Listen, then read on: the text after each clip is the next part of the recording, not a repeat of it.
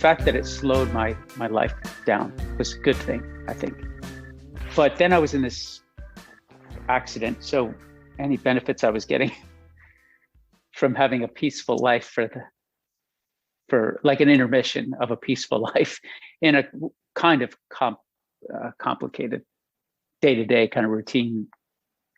I should say, when you're on the road a lot, there's a lot of chaos. It was nice to have some just a centering time for the first time in many years. Then I was in this accident and everything was fucked. I was dealing with quite a few health struggles myself at the beginning of this. The timing is a mixed blessing in that, obviously it really sucks when things compound, but probably best in a sense that it happens at a time when you don't have any particular obligations. 100% agree. This was a complex year for everybody. I guess I can't really think of anybody I know that's just dealt with the pandemic and its ramifications. Seems like a lot of strife has occurred this year for most people I know. It sounds like you had a lot to contend with too. I guess maybe a benefit of when my accident happened, is that it kept me from kind of spiraling out in the malaise of what this year came to be. Instead of kind of like twiddling my thumbs and waiting and being frustrated that things weren't happening, or life as I'd known it before wasn't back yet. I had a kind of a urgent mission personally, and that took all the heat off of any stress that would have come from just being suddenly just being stuck in your house for a year wasn't such a big deal. I suspect that you're like me to some degree in that I tend to throw myself into my work as a way of perhaps escaping other things that I should be dealing with. In another time, in another situation, had you gone through this accident and you had a tour lined up, or there was clearly an album on the horizon, there's a good chance that you probably wouldn't have afforded yourself the opportunity to really sufficiently rehab. Yeah, I probably would have had more lingering after effects from this accident. I'll have limitations for the rest of my life, but I don't think they're that big of a deal. They're noticeable to me, but maybe not to the rest of the world. And I got to this point because I didn't have any other job to do. I just focused. There was no pull to do any other job either because of the obvious. Yeah, if I had to be on the road at any point during this, and I'd had no choice but to put this on the back burner, and I probably would have had further limitations than I could live with. You touched on a number of things that I've been thinking about quite a bit myself. Saying something like "for the rest of my life," that's something that I'm contending with that I've never had to contend with before. I've had health issues along the lines, but nothing that really where I could sort of draw a line in the sand and know that, like, to some degree, that this is just something I'm going to have to deal with. And that's kind of terrifying. Even if you're able to deal with it, it's a scary thing. Yeah, it's not easy, as you know, to find peace to be at peace with that. I'm having trouble being at peace with it, even though I know that I'm further along than some of my expectations were. I've made a good recovery, but I can't make a full recovery, and I just have to accept it. We're doing this face to face, and for the first, it's improved, but for me, for the first 5 or 6 months, when I finally felt like I was able to speak without basically slurring my speech, I would still keep the camera off. And one day, I spoke to a few friends and they convinced me to turn it on. And most of the people who know me tell me that they don't notice it. But obviously, when you're dealing with it, it's something that you're hypersensitive of. And I assume that goes double for you because you're somebody who is in front of the camera and stands up on stage. And if there's any kind of, I don't know that there is, but if there's any kind of physical manifestation of it, it's hard to get that out of your brain. Yeah. And it's telling, and it's instructive, I guess, to hear your story, because I can't tell that you have dealt with Bell palsy, because we haven't spoken face to face before, which I would hope you'd find encouraging, I guess. However, for sure. I understand what it is like to be in your shoes to some degree, because while people probably can't tell that I have a limited range of motion, I can tell. It's going to be something to contend with mentally at some point. Now, the kinds of injuries I've sustained still take a year to 2 years to heal from. So some of the limitations I'm acutely aware of, because there's pain involved as well, and there's lack of strength involved as well. I'm hoping that, you know, in time, that those things will dissipate. Those roadblocks will become a thing of the past, and I can just start to function with the body that I do have now. Already I've I guess I realized how much I lost and have gained back, that I feel pretty optimistic about. Not necessarily where I'll get to in terms of physical healing, but what I project will be my willingness to accept, you know, that you know, my body isn't exactly as it was before. I'm not sure that I'll remember how it was before after some time. To some degree, what we're talking around are vanities, as far as, you know, things that we're hyper conscious of, things that we're worried that other people are going to notice in us. And again, you know, I think particularly understandable in your case where you are a performer and you know, and people know you, and there are certain physical requirements. But I think there's also a pragmatic concern, you know, perhaps one that you've thought about, but won't really be able to kind of grapple with the realities of until things open back up again, which is just touring at any level is incredibly hard on the body. Yeah. Well, I think about some of the factors of touring as it pertains to what I might face in terms of pain and limitation. And I think I'm going to be okay when touring comes back. I wonder about like sleeping in a moving vehicle and bouncing down the road. And I wonder about things like that. I wonder about the wear and tear of many shows in a row. As long as I think if I just stay the course and just keep lifting weights and keep doing physical rehab and keep stretching, I think that this was a pretty good repair job they did. Do you get the sense that PT is just going to be part of your reality from now on? Well, let's see. What are we in February? So I guess I'm 7 months from the accident. I can tell a difference even from a month ago, thanks to physical therapy. Now, I know there's a point in the near future where I'll, I guess, graduate from physical therapy, but I'll have daily exercises probably for the rest of my life that I have to do to have to maintain the results that I've met with physical therapy. And I like to exercise. I always have exercise, so it's kind of been incorporated into just like my penchant for physical fitness. I like to run. I like to lift weights. I like to swim. I like to cycle. So I've just kind of worked it into I'm not waving it away. It's been hard. It's been heavy. But I think in the long run, what I'm hoping is that it'll just be like going to the gym to maintain my fitness and my independence and ease of life than my physical presentation. There's sort of the PT exercises, but then there's those exercises that you were doing previously. I assume that has limited those pretty substantially. It's limited them. I gain a new set of skills every month or so. You know, for example, I can use the rower now that I love to use a rower. I've been cleared to run. I haven't been cleared for cycling yet. They're kind of hesitant to clear me for that because it's a crash hazard. And that's something I'll have to weigh out the benefits and the risk at some point and say, is this worth the risk? And I really like to, for lack of a better way to say it, I like to live. So I don't really want to put a whole lot of limitations because there's a lot of what ifs, but I'll see how that, when I'm strong enough to handle it, I'll see if that's something I can handle. And then, like lifting weights, I'm able to do overhead press now with, I'm up to, 40 pounds, which is not a lot, but I was just I started with no weights, and that was difficult. So progress.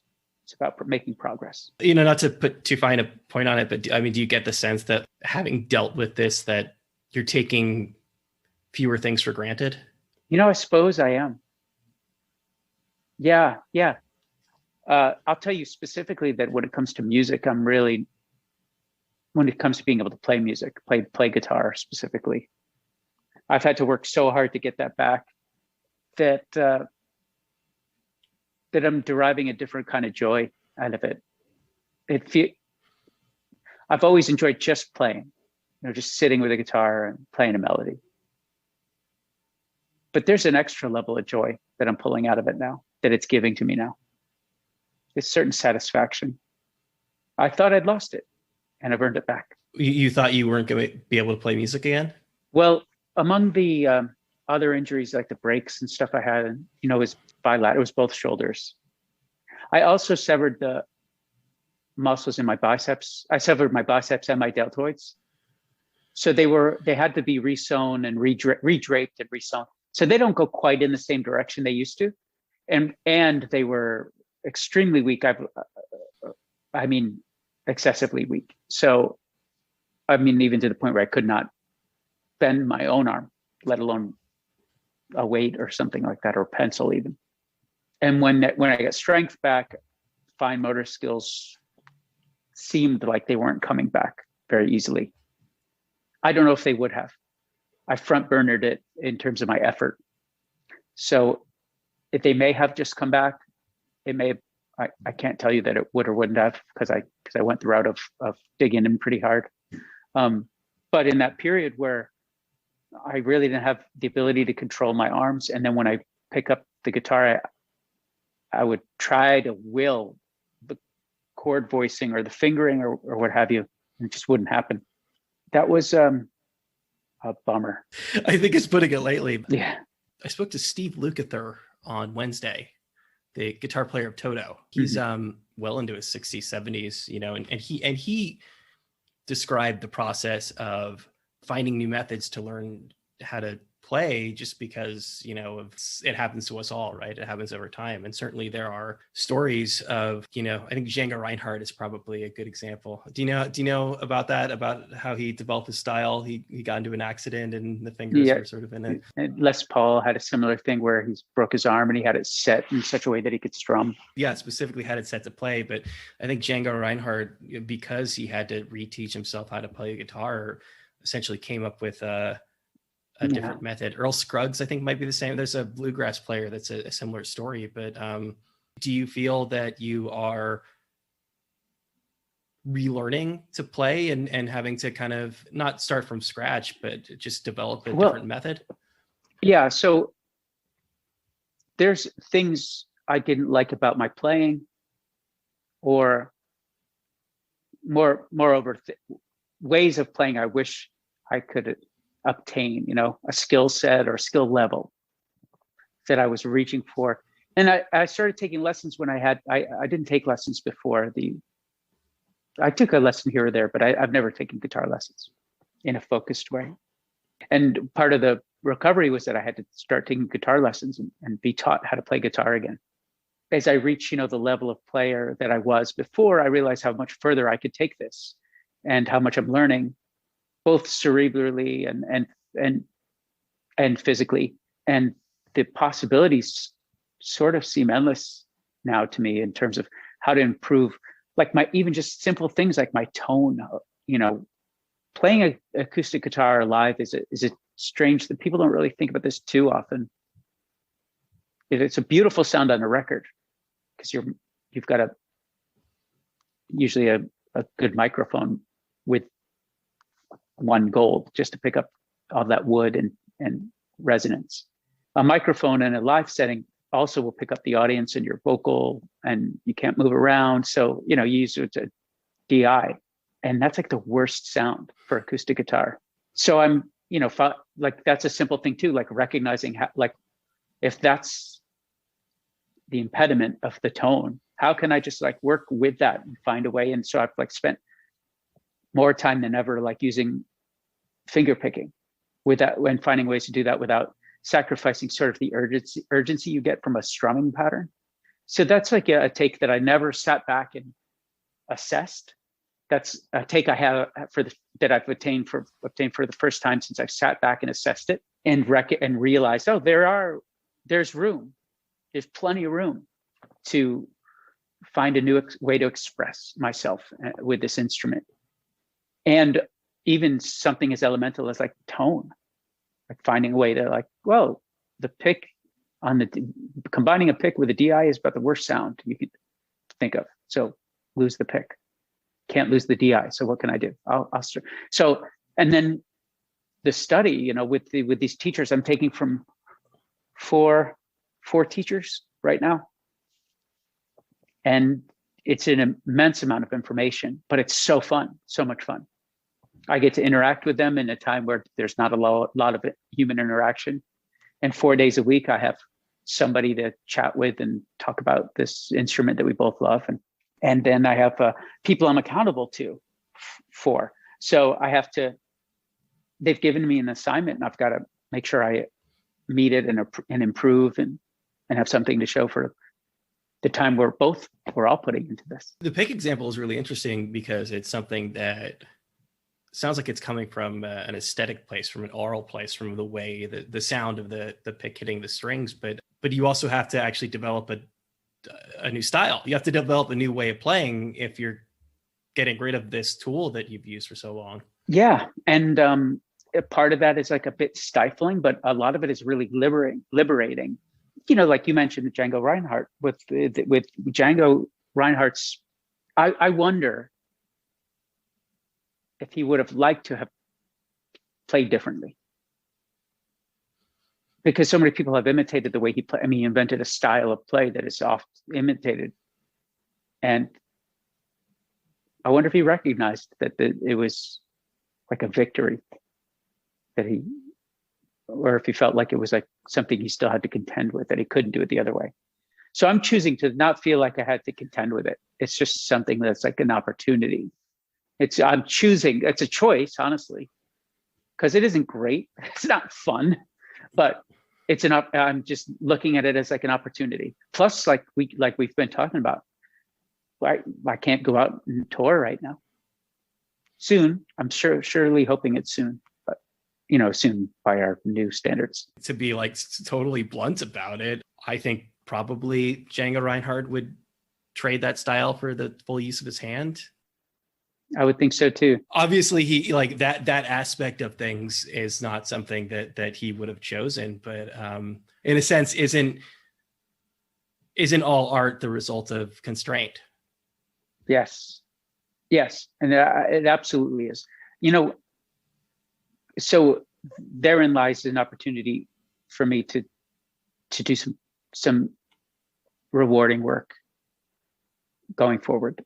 So I'm not waving away the fact that I lament some of the loss I'm dealing with in terms of my physical abilities. I am sort of in this weird mournful place. I still have half a foot in this weird mournful place of what I've lost, but I will stay there unless I choose to move on. So I'm choosing to like look at the opportunities that I'm offered here within this moment of time.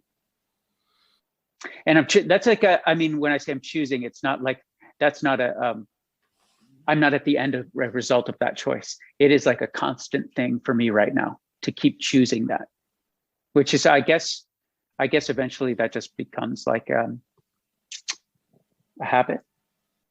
And then it becomes your reality. You have to be pragmatic. You have to be realistic about it. You have to understand what your limitations are. But at a certain point, it becomes self-pitying, if that makes sense. Sure. I'll admit to that too. Yeah, same. Absolutely. When I was, I don't know about you, when you were like dealing with it in the early in its onset, but for me, early on, I was indefatigable. I was going to beat this thing, no big deal. Was when I realized I wasn't really going to beat it anytime soon, and that the definition of beating it was probably something different than I originally conceived. those were when the dark thoughts creeped in. And honestly, I was pretty heavily medicated on like this stuff that you're supposed to get off of quick, which I got off of in the right amount of time. But that shit is heavy, man. Like the drugs they put you on when you're in severe pain fuck you up in a lot of ways. And you're already fucked up in a lot of ways because, when you're in a situation like that. And this is like, I don't mind talking about it with you or with anybody, because I think like on some level, it's a reality of the human condition that we'll all face at some point in some fashion. I would rather not have had to deal with it, but I feel like when I did, when I started to accept it, was when I realized that moving to a more full recovery was going to take an immense amount of effort. And I don't think that anybody goes into those things thinking like this will just pass.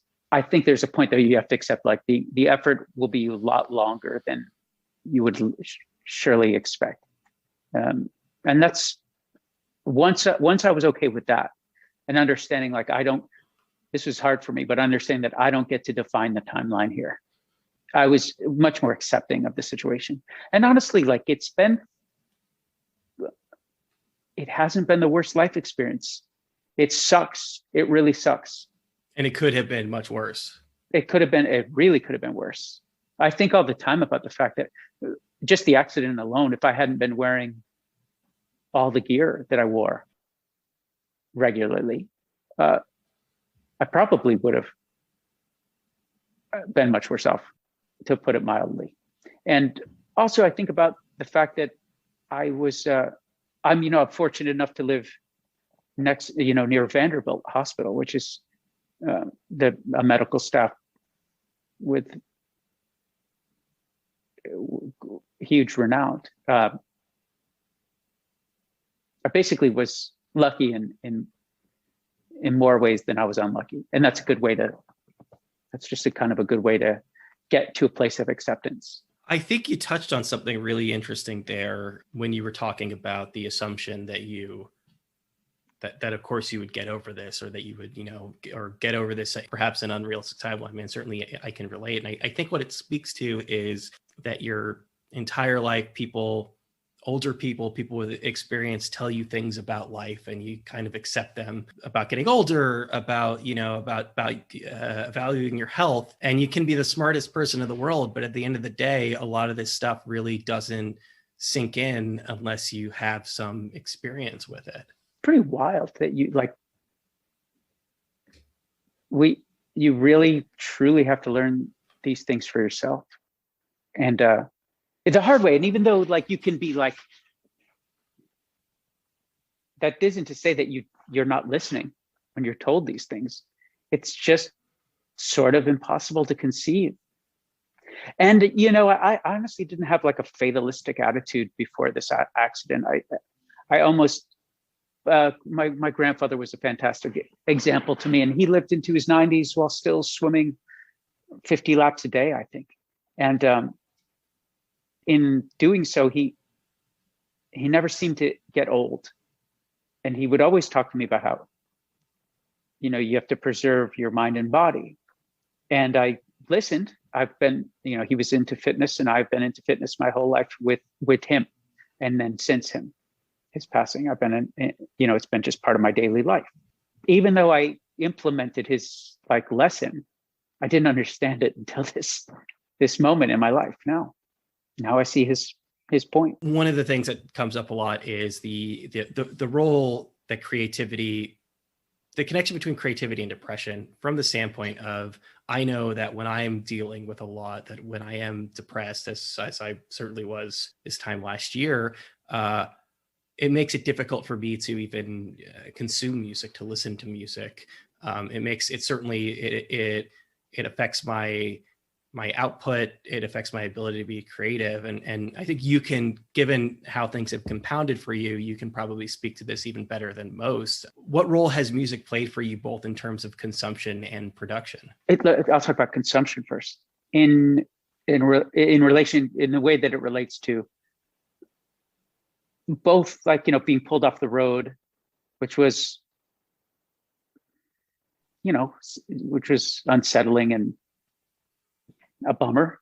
We should say for reference that you were, you had all this 20th anniversary stuff. Like you were really ramping up for some big stuff.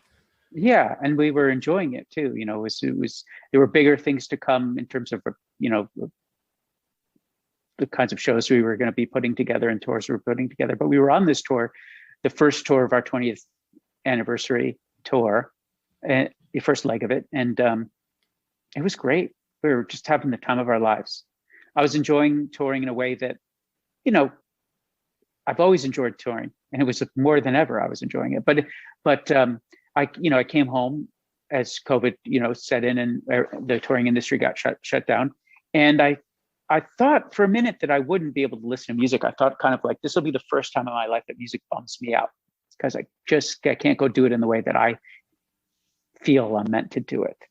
But that wasn't the case. I found myself consuming new music a lot, but also really digging into stuff I'd been listening to since I was young. Just this, I found myself turning to, would you say comfort music, I guess? Stuff I just made me feel like a normal, I guess. Listening to a song I'd always listened to, or a band I'd always listened to, just made me feel a little more normal. And I thought that, as somebody that makes music, I was enjoying doing the live stream here or there. It felt a little bit odd. Recently, I did a stream and it didn't feel odd at all. I was so thrilled to be playing music. So I got it back in the context of what shows are right now. I really got the feeling of the way I used to feel back when shows were normal. But then I had the accident and I couldn't play music, as we talked about earlier. And that made listening to music a bit harder.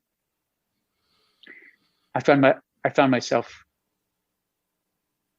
maybe for 3 months or 4 months, not able to listen to music at all.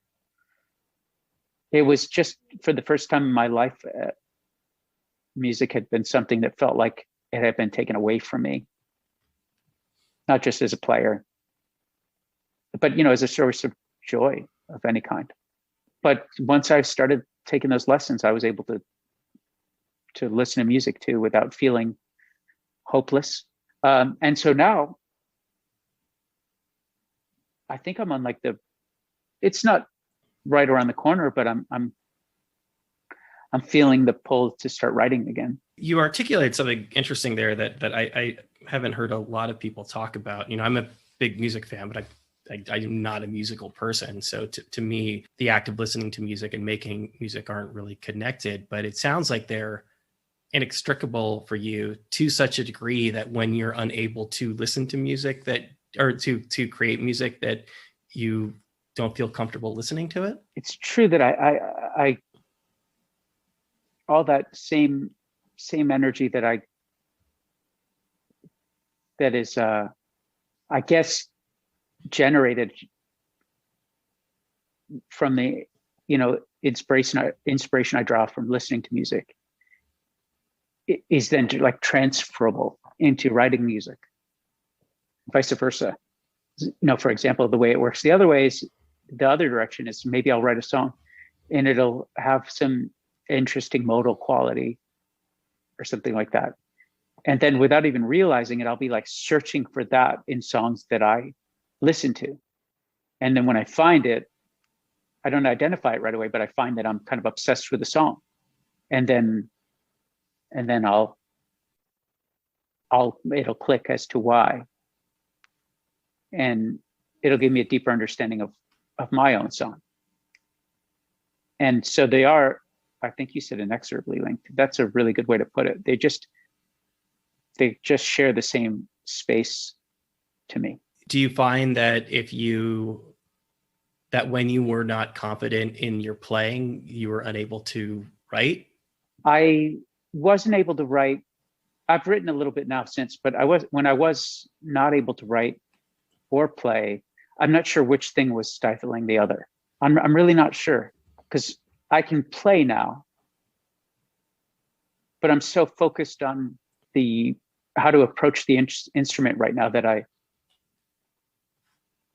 guess I find myself maybe satiated, if that makes sense, from exploring like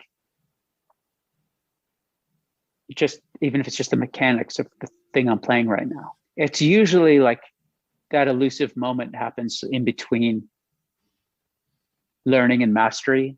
It's like almost mastery. When I'm nearing the point of mastering whatever the technique is or whatever, then I'll usually be creative with that moment, with that, tool. When I'm really learning it, it's hard to be creative in that moment. But I'm also not sure, to be quite frank with you, like I think maybe I'm just not there yet. I think that you have to have a certain reservoir of energy to draw on to be creative. And I'm pretty spent. On the bright side, right before we left for the 20th anniversary tour, I recorded a new record. So I have at least a buffer of it's not to say that I have a buffer of time. That would have been incorrect to say. But I'm always eager to share music with people, and I have some to share. So I don't have that same sense of urgency yet. And maybe, you know what, maybe that would have been the case anyway, because I'm sitting on a record. That's hard to say. It could be that too. You can't really like, or maybe it's just me, but I can't really like write when I have a sense of completion, like overriding sense of completion, which I usually get after I've made a record. When you're satisfied? Yeah, it's a nice place to be. It doesn't last long. And I'm still in, I guess, that honeymoon. It's so weird though, Brian. It might be, I'm not sure which thing is more at play here. It is the first time I've dealt with both, with the fact that I'm not ready to write because I'm in this positive place of like, I just did some work that I'm proud of. And the other thing of like, I can't fucking do it. I wish I could fucking write. I'm in both places at once. This is the first time ever for me. Can I posit a third theory here? Please. I don't know if I can handle it. I think it's this is a positive though. I think at least what I think you're perhaps unintentionally circling around is you've been doing Dashboard Confessional for more than 20 years at this point. So it's been your life for most of your life, or all of your adult life. And usually playing music is a means to a very specific end, whether it's recording an album or touring. The fact that this has forced you to go back and relearn things, perhaps for the first time in your life since you were a teenager, you're enjoying the process of learning again. And maybe that's just enough for a little while. You know what? It is. It's just hard to say that that's okay for reasons I have no idea how to explain. I think it's because, again, you've been doing this for a long time, and there are expectations of you. And again, we were talking before about drive, how it related to perhaps like a big problematic in not letting yourself rehab, but also being a driven person means that you don't afford yourself the ability to slow down, and that you feel bad about it. But everybody's slowed down now. So it's a good place to be in this position. Yeah. So that softened the blow. The fact that everybody had to slow down, but also, so there's something like, I don't feel so isolated knowing that, I kind of have like a shitty turn of luck like everybody else right now. You got a little worse, and you're allowed to accept that and to know that. I do. And I know that I'm allowed to, but it also just like, I think it'd be harder if I was contrasting what I've gone through to just the normal world. The baseline of terribleness. The baseline of terribleness. That's a good song title. That's pretty good. You could have that. You could have that. Okay. Yeah. The societal downturn experience right now it's just made it like, yeah, sure. Right. I got a fucking raw deal like everybody else this time. Oh, well. And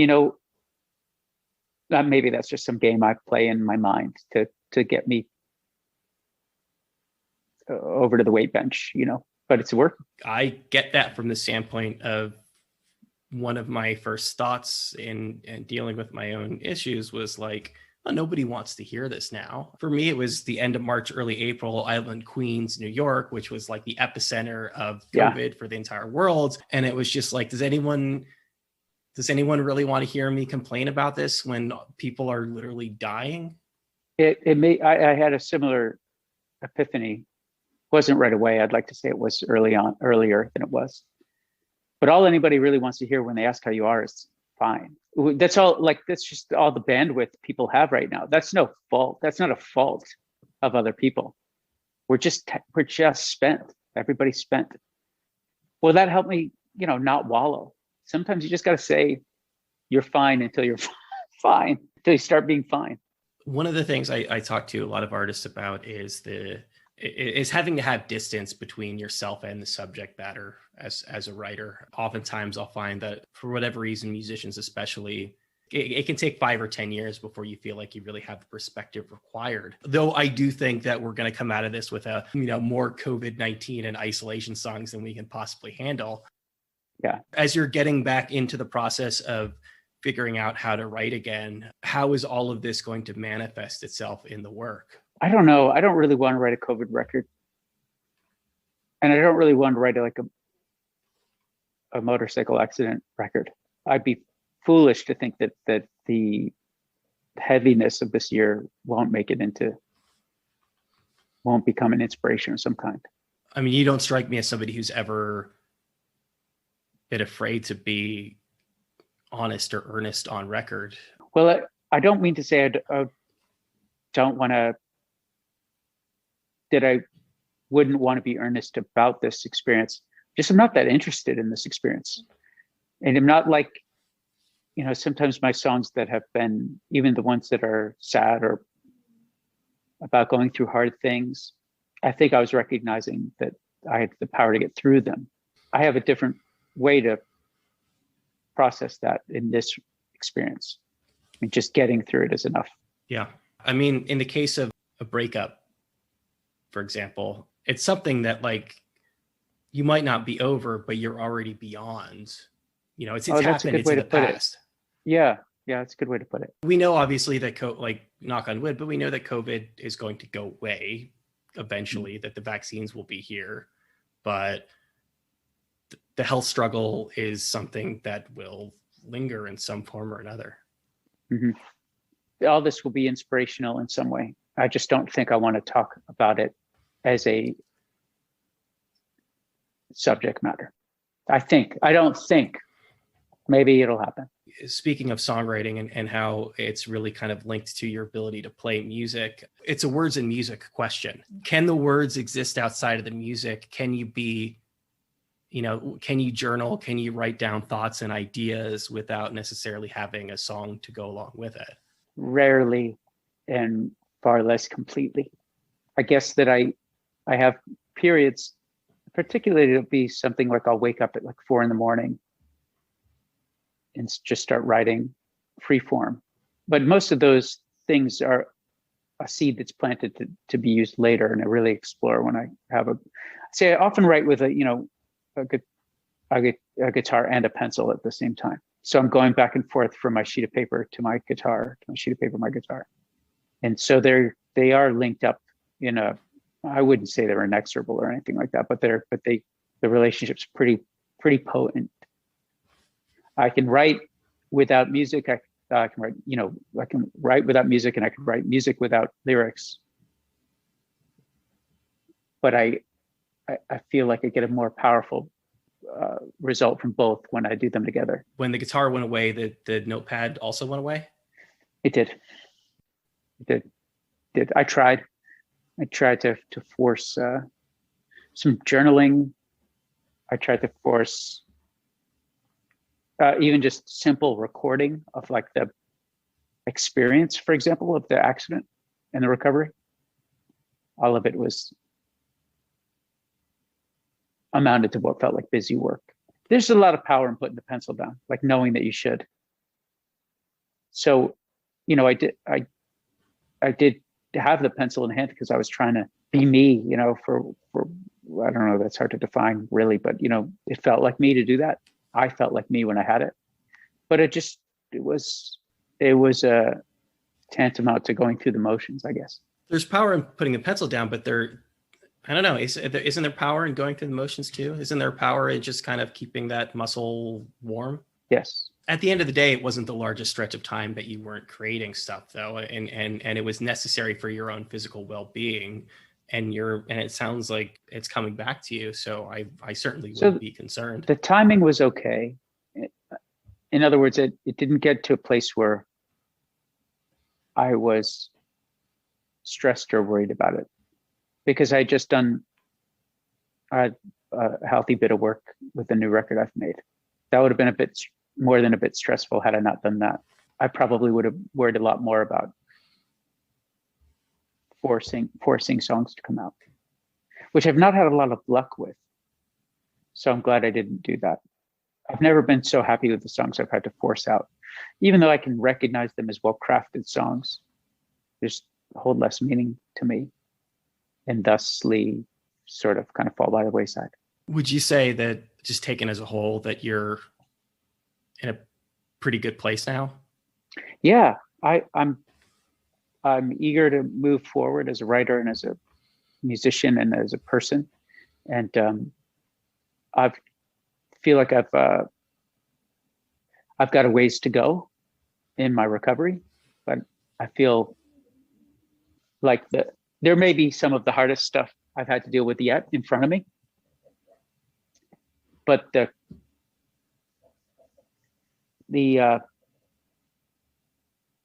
frequency of difficult things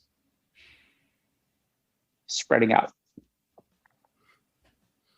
And so I think I can take each challenge as it comes, because the frequency is becoming less of an issue.